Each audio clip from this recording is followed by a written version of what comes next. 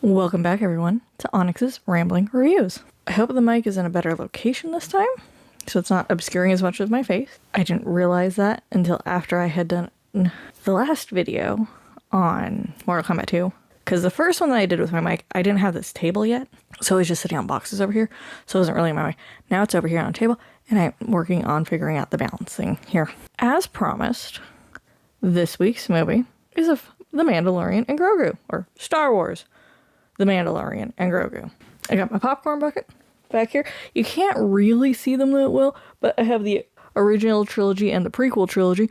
I do have the sequel trilogy. Is that what we're calling it? The one that are the trilogy that everybody hates. It's down there. These ones all match and the other ones don't match it. I also have some of the other Star Wars movies, but again, they don't. These ones all match and the others don't, and it bothers me. We have Grogu over here. We got a little stormtrooper up there. I like having the movies as background. Sometimes I kind of regret it because I don't have as much space to, put up some props and everything. It's a little disappointing, but I'm making it work. I will make this work. Somehow. What did I give this movie? I gave it a 3.5. I forgot to write it down on here.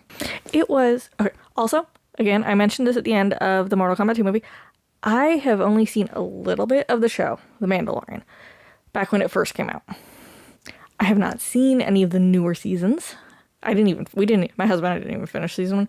We meant to watch the show before going to see the movie. It just, we got caught up watching other movies and vacation happened and it didn't pan out, unfortunately. But I don't think you need to watch the show to see and enjoy the movie. It would probably help understand who certain characters are. It doesn't feel like it's a necessity. This feels like it's just like, this isn't going to add much to, if they do a fourth season, I don't know if they're going to do a fourth season. We'll see.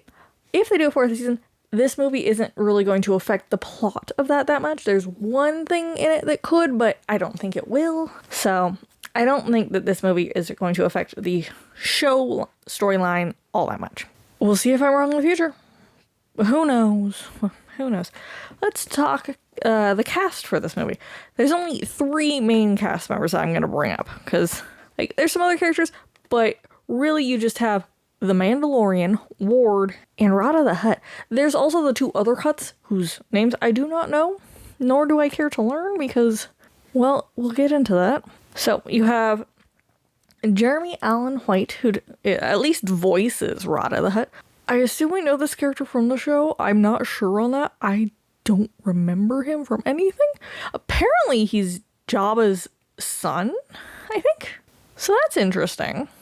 Then you obviously have Pedro Pascal as the Mandalorian. That man's popularity has blown the F up. And I think he's a decent actor. I don't think he's as good as everybody says he is.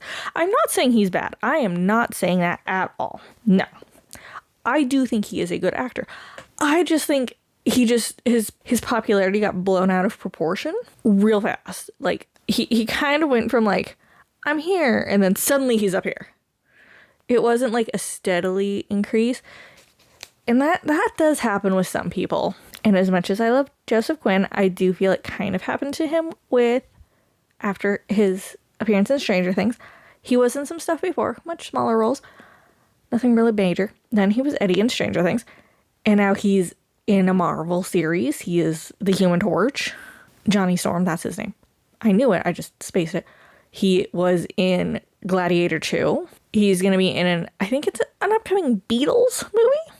Also, Pedro Pascal is also in Marvel now. He is, what's his first name? Reed. The leader of the Fantastic Four. So Johnny's brother-in-law. It's just interesting that those two, when they blew up, they did get into Marvel. I guess I understand it. Marvel likes... And I know people have opinions on Joseph Quinn as the new Johnny Storm. I never saw the old ones with different actors playing that character, and I love Joseph Quinn, and you can pry his Johnny Storm performance from my cold dead hands.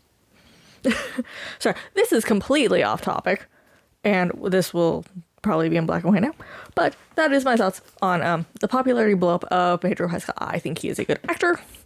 I think he just, because of his popularity, he got cast in a lot of things that maybe he wasn't the best choice for. I'm not saying he wasn't, but maybe there was somebody else and they just wanted like the name recognition with Pedro Pascal.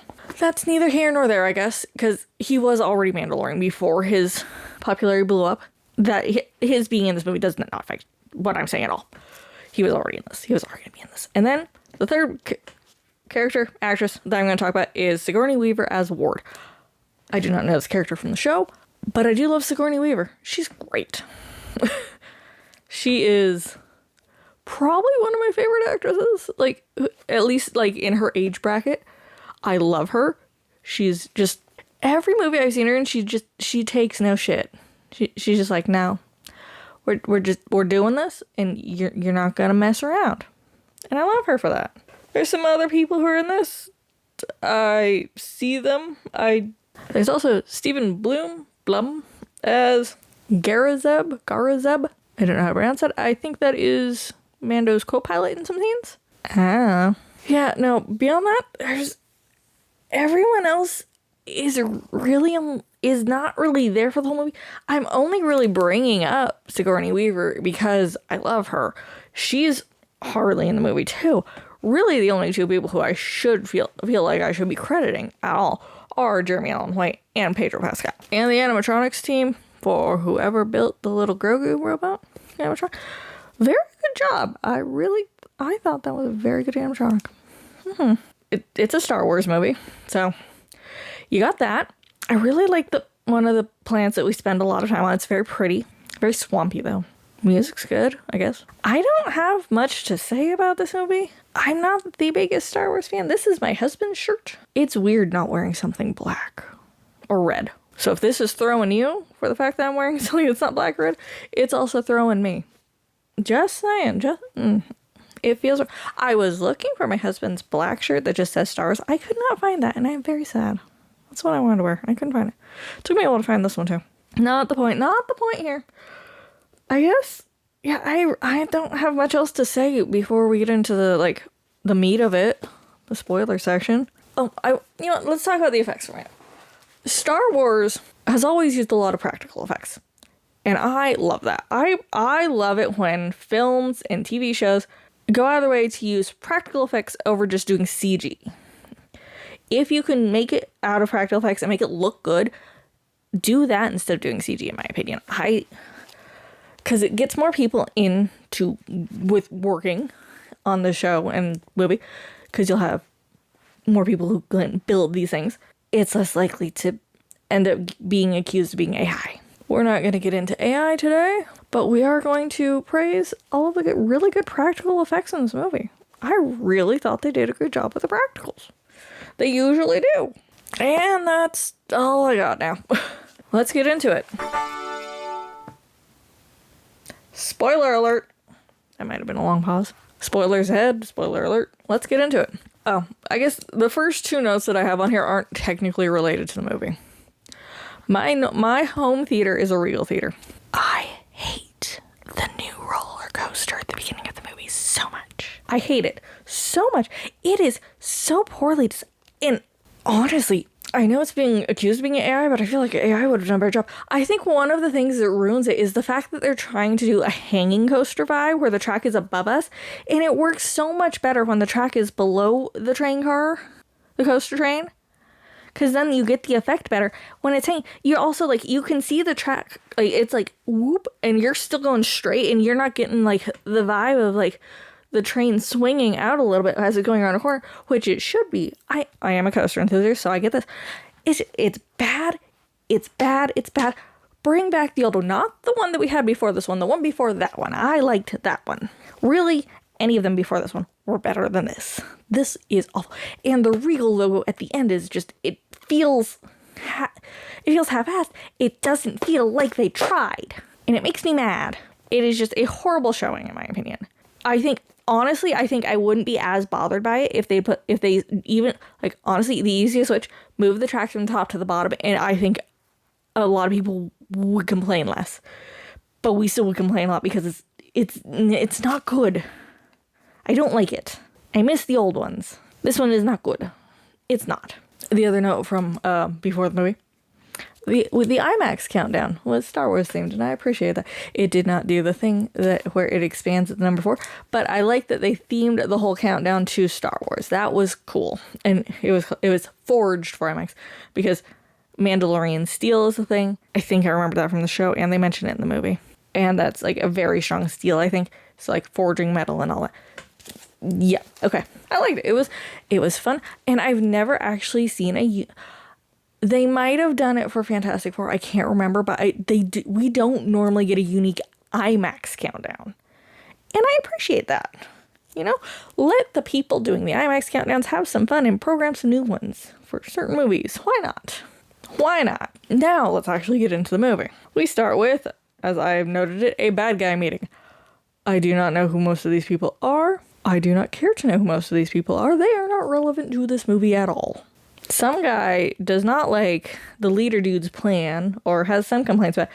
The leader dude, he doesn't take well to the criticism, and he immediately shoots the guy, and he is now dead. So, short-lived person. There's a perimeter alert that comes up in a stormtrooper's ear. We don't know what that alert is for. We just know that something has breached the perimeter. Safe to say the safest bet is Mandalorian and his small companion Grogu. It is.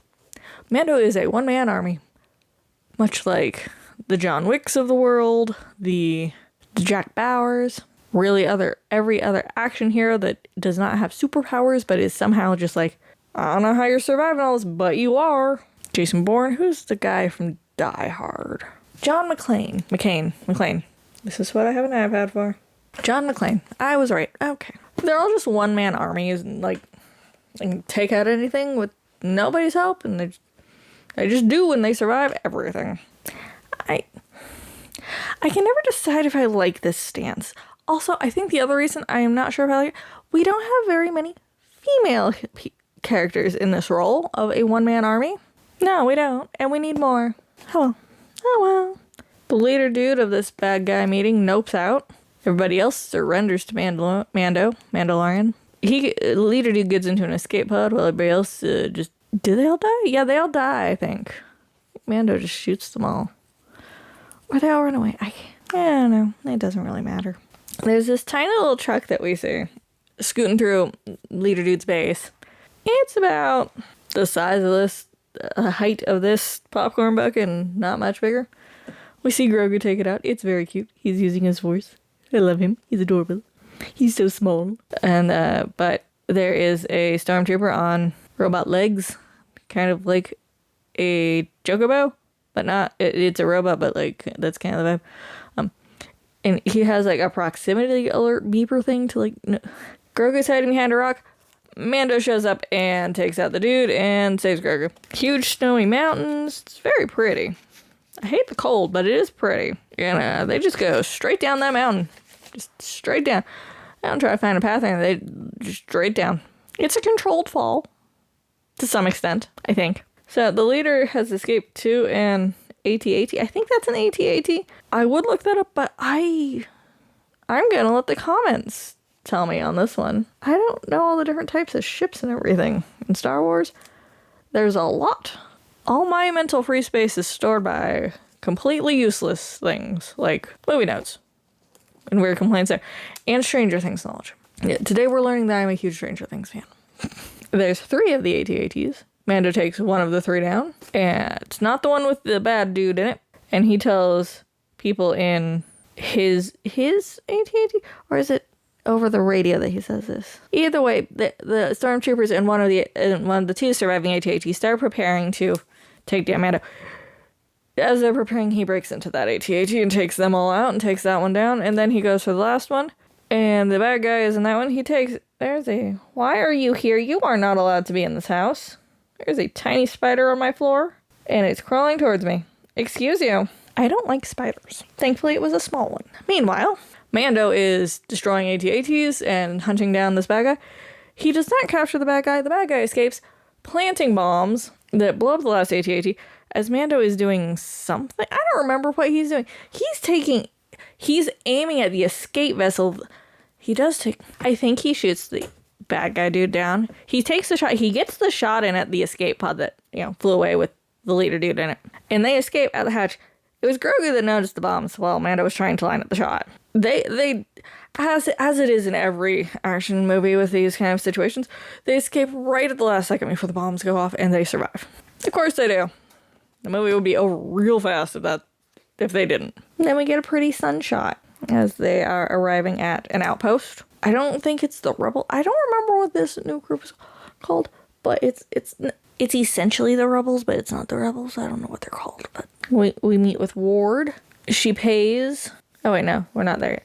They go into, I guess it's like the mess hall. That's what I'm gonna call it. She's sitting at a table. She has like a little bowl of some food.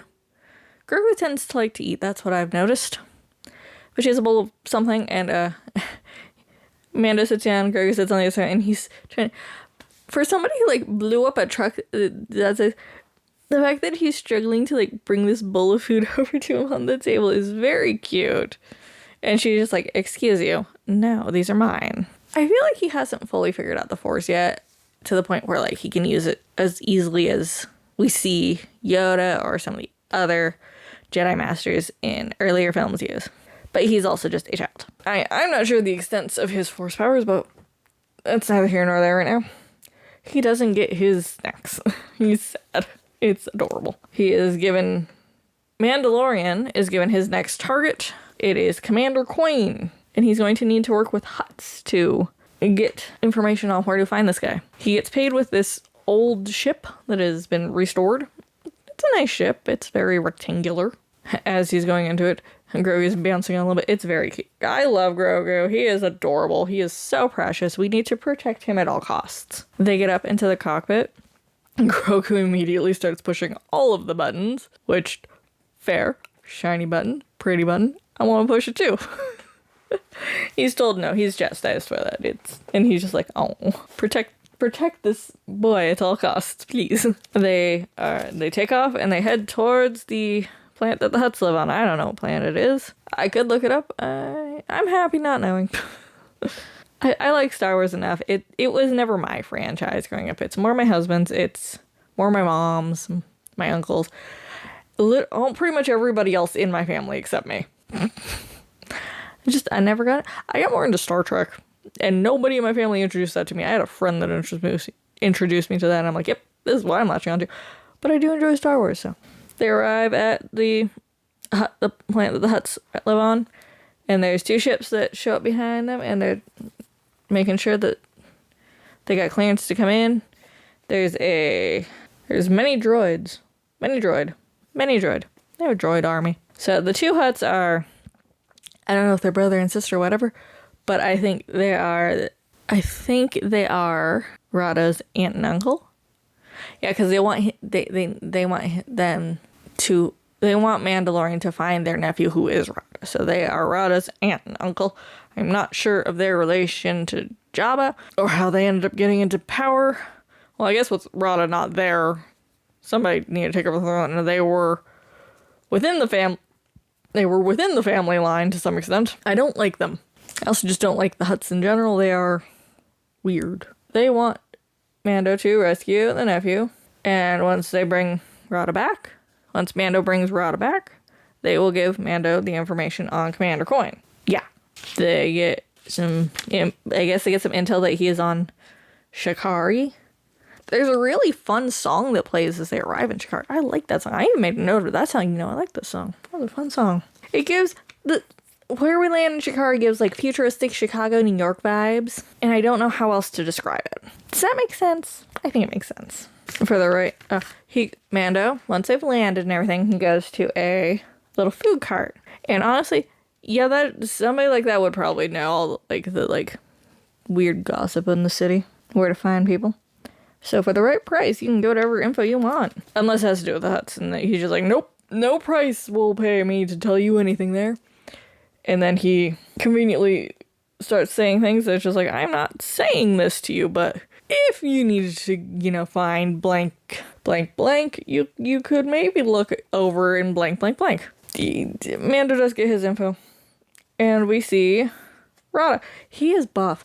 My note here is buff Hutt. Was not expecting a Hutt with that many abs, and it was jarring. But I guess that helps you differentiate the good Hutt from all the bad ones, because he looks different. The rest of them are just fat, wormy blobs. Then you have Rada over here with nice abs and toned arms and everything. He's in a fight pit. He crushes his opponent with his body. I mean, yeah, good for you. He's then taken back to his cell where he is kept, I guess. But he seems to be treated well in there. He's getting a massage. He has food. He seems content. But, yeah. He doesn't really want to be freed. Tomorrow is his last fight to pay off his debt to somebody. And then he'll be free. He'll be a free agent. He's excited for that. As Mando and Grogu show up, Grogu sees food in there and he goes in and he doesn't go in yet. Rada's just like, can I feed him? And he just starts tossing little snacks. It's very cute, and I love Grogu so much. And honestly, Grogu and Rada's relationship is adorable. It's adorable. So after Rada decides, he tells him, he's just like, I don't want to be freed. Want to fight my last match. I want to pay off my debt.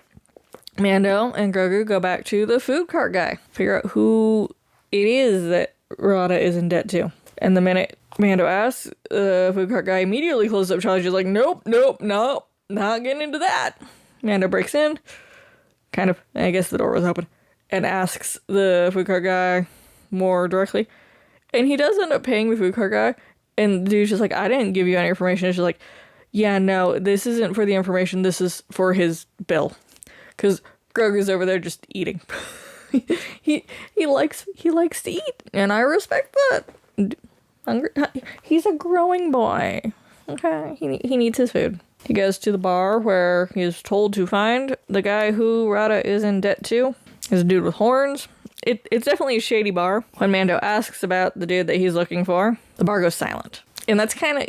There's two reasons the bar goes silent. A, it's filled with the dude's minions, and they're like, okay, now we're planning on how to take this guy out. Or B, everybody knows the name, and they do not want to answer any questions, and they're planning how to get out of there as fast as they can. There's also a bunch of little critters hanging from the ceiling in cages. A bar fight breaks out because Mando isn't getting the information he wants. He ends up breaking one of the guy's horns. Apparently on this planet, salt is rationed, which is such a weird thing for me that salt would be rationed. But also, I live in America, very much a first world country. I do not have these kind of issues. But again, salt. It's like salt rocks. It's still weird to me. Mando learns he does meet up with the dude who Rada has the debt with. And that's when I learned about the salt being rationed.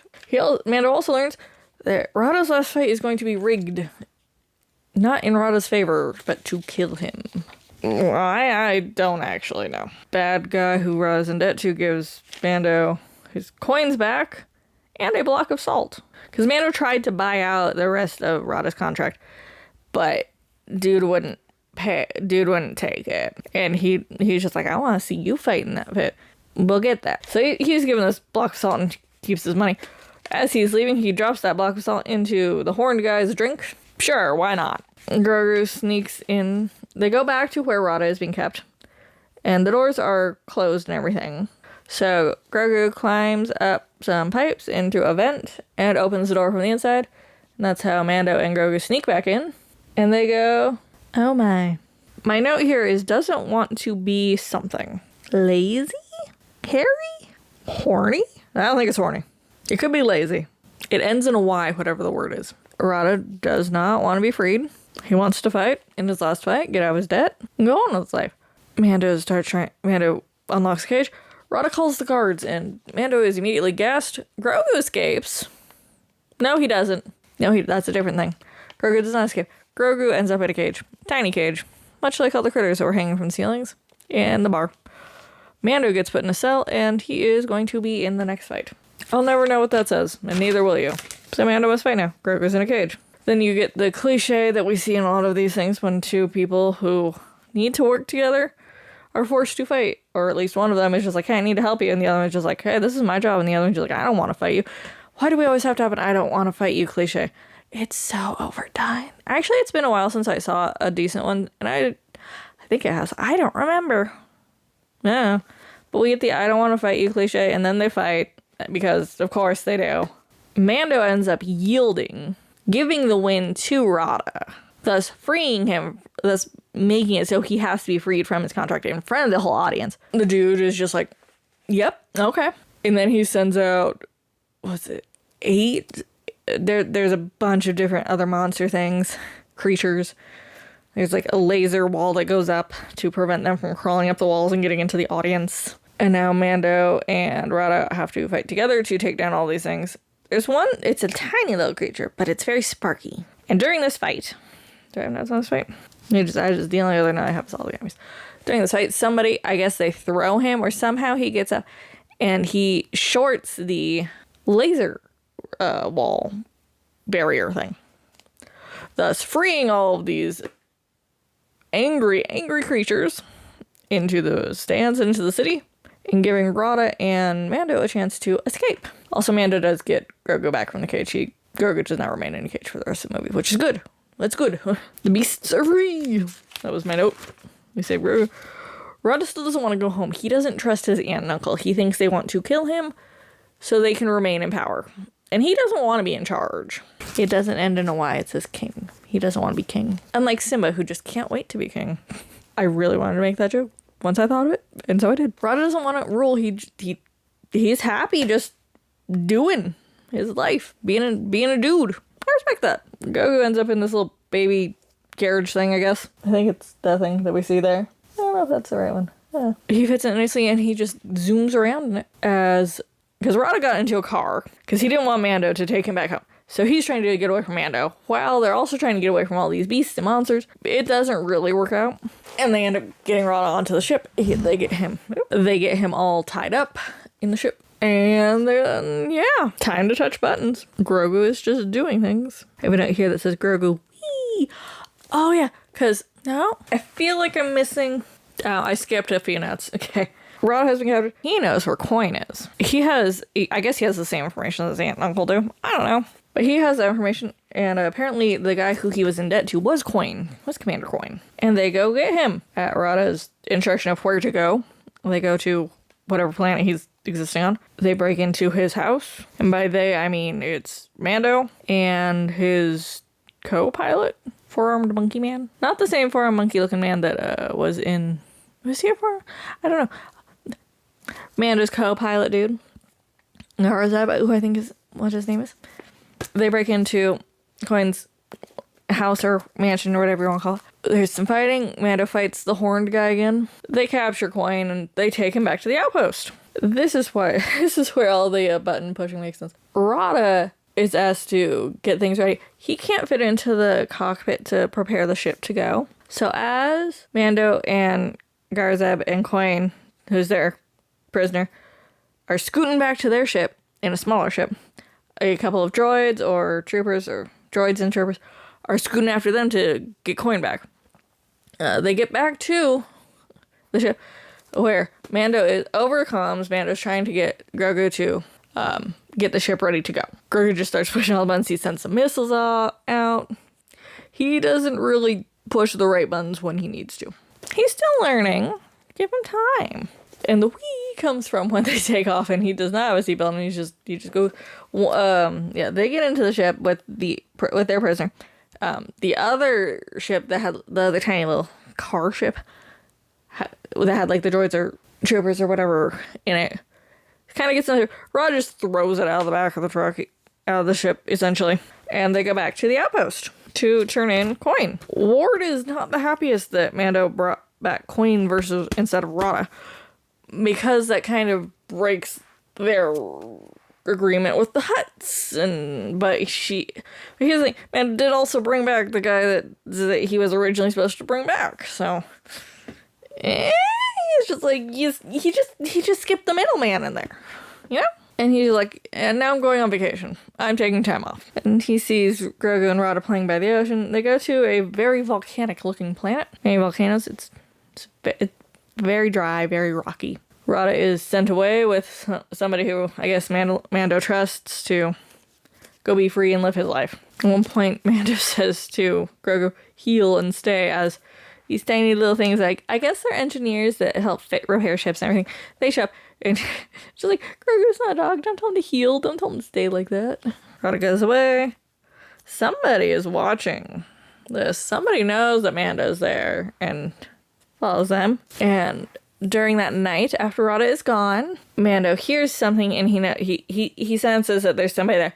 So he sends Grogu and these 4 little engineer dudes down into like the vents beneath the floor and everything. And he's like, at my signal, if you hear my signal, get out. Don't come up and anything. Somebody's on the roof. Mando signals for Grogu and the little dudes to leave, and they get out. They get out. Mando gets captured. And one of the little dudes, not Grogu, but one of the little engineer dudes gets captured by the hunter's dog thing. I'm going to call it a dog, because that's what it looks like. Enough. Grogu gets away, but Mando gets captured. It was the Hutts that sent out this hunter to capture Mando, because he did not fulfill his side of the deal. He didn't bring them Rada. They have Rada. They captured the ship that had him, and they brought him in. He is being tortured now. Now Grogu's got to go rescue Mando. They get in this tiny ship. It is so small. This one's like an actual ship meant for like space travel, like warp drive and all that, light speed. Whereas, like the ships that, like, you have like the car ships that are only meant for like on planet, where like you're only going from like building to building or something like that. Then you have like the spaceships, and this is more like a spaceship, but it's small because it's meant for like these. They're like this big. They're tiny. They don't need a huge ship. They just need something that works for them. And since the ship is so small, it's not picked up by the Hutt's radar or anything. I think it's about the size of a bird probably for them. So it's just like, oh, it's just a bird. They land in the forest away from where the Hutts are. And yeah. And then they sneaking through pipes. Yeah, they find a pipe and they start sneaking through it. Because before this, when the hunter landed with Mandalorian, that little dude that the dog captured got away and ran to the forest, and he met up with their friends. So now they're going to sneak into the palace that the Hutts are in. Also, the dog was definitely using the little dude as a chew toy on the ship. Mando is brought before the Hutts, and he is unmasked, which is it's not betrayal. It is, what is the word I'm looking for? It's not devastation. It is similar to insult. It is not a good thing to have a Mandalorian soldier be unmasked. It is a great shame to them. But if Mando kills them and they can't tell anybody what he looks like, I mean, not many people saw his face, only like the handful of people in that room, so. He is sent into another pit. The floor opens up beneath him where he is forced to kneel before the Hutts. And it opens up, and there are some water things. What are they called? I think I actually wrote this one down. I did not write down what they were. But they have, like, a cobra snake thing. There's, like, 3 of them. He kills all of them. They aren't the only things in the water that he has to fight. There is... Here's the name of the creature. Dragon snake. White dragon snake, I think. That's exactly how I didn't write down dragon. I just wrote big snake. That is exactly what it is, though. He does get his helmet back after he's fighting this big water snake, dragon snake thing. Apparently it's poisonous because he does get chomped by it at one point or something. And he doesn't end up killing it here, but Grogu does show up in the pipe. And thankfully that pipe led directly to where Mando is fighting this dragon snake. And he has a little bomb that he puts on like the grate, and he gets back, and Mando gets away with Grogu and the little dudes. That poison's starting to hit, though. The droids are sent after him, along with more of those snake creature things. Not the dragon snake, but like the other ones that look snake-like. And they're just like, "Yeah, we have a ship. We can get out of here." Mando is the size of that ship when laying down. Essentially, he's not gonna fit on it. So he's just like, you know what? I'll distract them while you guys get away. And he tells them to go. And we think that Grogu goes with them. And Mando takes out a couple droids, and then he just kind of collapses because the poison has taken effect. The poison is really, really hitting. The bugs start swarming on him. There's centipedes and other weird creatures and things that probably aren't centipedes but look like them. There's a whole bunch of bugs that start crawling over Mando's corpse. Grogu eats them. Grogu eats a bug. Grogu did not go with the little engineer dudes. He stayed. He heals. He does end up healing Mando's wound, but not the poison. Because I don't know if Grogu knows about the poison. He probably does. He could probably sense it or something. He hides Mando under leaves, and then he builds this little mud hut. It is also not big enough for Mando, because as Grogu tries to put him in it, his feet stick out. It's like from like half the shin down, sticking out. So it's silly. It's silly. Mando doesn't fit. There's a swamp dude because Grogu's now going out. He's looking for food and maybe a way to heal Mandalorian, and he finds a swamp dude. The first night, he steals a fish, one singular fish. Doesn't talk to the dude, just takes the fish and leaves and goes back. He meditates. I hate my handwriting right now. I can't understand what I wrote here. I don't know what I said. It looks like I said something -evil, but I could be very wrong. We'll find out at some point, maybe. Maybe it'll come back to me. Probably not. Grogu goes back to the swamp dude's place, and he talks. This time he actually talks to the dude, and he eats fish with him. And as they're talking, the hunter dude shows up with his dog, who smells Grogu there. But the hunter, the swamp dude, knows where Grogu is hiding in his little hut. And he's like, "Get away from my fish," as the dog starts getting close to where Grogu's like hiding. And he's just like, "I ain't seen anybody. I ain't harboring no fugitives." And he essentially saves Grogu's life there. And he then makes I'm just going to say swamp dude makes an antidote. There's a word there before an antidote. And after makes, and I'm not sure what it is. It looks like the word poi. I don't think that. But he makes a little antidote. And he gives it to Grogu, who goes back and gives it to Mando. And he is so sad that Mando doesn't immediately get better once he has been fed this antidote. And he curls up in his arm. And it very much reminded me of Simba and Mufasa after the wildebeest scene. And when Grogu wakes up, he's alone. Mando's not there anymore. Mando's gone. He's fine. He's just like a couple feet away. But I'm not gonna guess what he's doing over there. As Grogu was out wandering, trying to find something to help Mando, he did come across the ship that Rada had been on when he was trying to get away from being taken to his aunt and uncle. They find that crashed in the forest. That is where those sneak dudes are. And they fight them, and they get on the ship. It's time to fight. Mando like gears up from all the stuff that's in the ship that he finds. Swords, a sniper rifle, knives, all sorts of weaponry. Yeah, they get in the ship, but somehow the ship still works. I'm not sure how that is okay, but sure. They fly it straight into the palace, and they crash into it. And the first time we went in to visit the hut, like the Rada's aunt and uncle, there were these two that were inactive, huge droids. Like, these are like mech-sized droids. Like, yeah, they're huge, but they just look like statues. You don't think they are real. They do have life in them, which we see when they come to life, and Mando starts fighting them. The hunter is in the room with the huts, so we see them fight still. They still gotta settle their beef, I guess, before Mando can deal with the huts themselves. Grogu goes to free Rada, and as he's doing so, one of the other huts shows up, and it looks like he's about to eat Grogu. That's when Rada wakes up and saves Grogu's life. And then you have... Is this where it is? Yeah. Hut-on-hut violence is what I wrote. Yeah, huts are fighting...